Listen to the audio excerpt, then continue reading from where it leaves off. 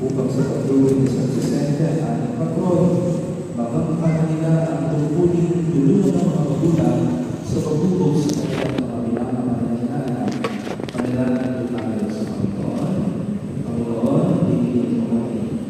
At para sa lahat ng inyagang Katolikong Kristiyano na narito, upang patuloy ng lahat ng kapamanan, kapatuloy tayo ng papat sa ating pangako sa kanilang ng inyan.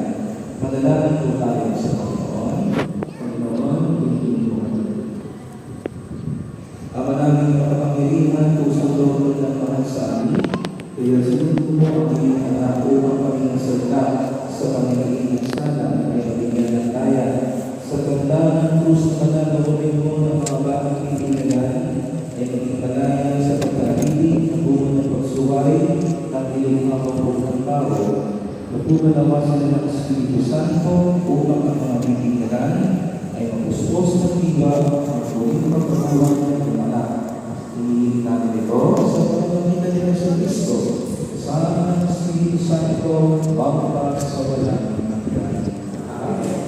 Sa kapangyarihan ng ating tagapagligtas sa Yesu Cristo, ang mabibigyan ay magpapagatan ngayon at bangka sa walang hanggan. Amen. Mga magulang ng wala kasi yung ano dyan, kantahin nyo. Happy birthday!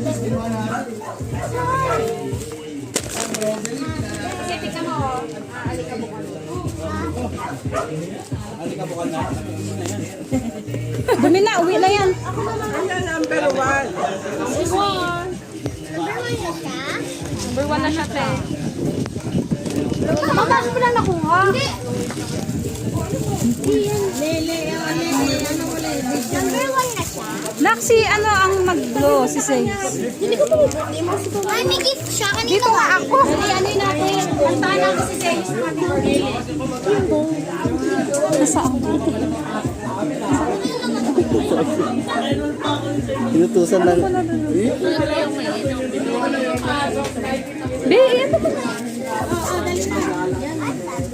Happy birthday, Christianine.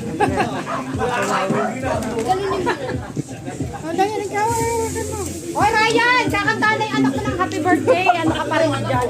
Ryan! Asad ka pa rin. Hey, Ryan! Ito. Shot po na.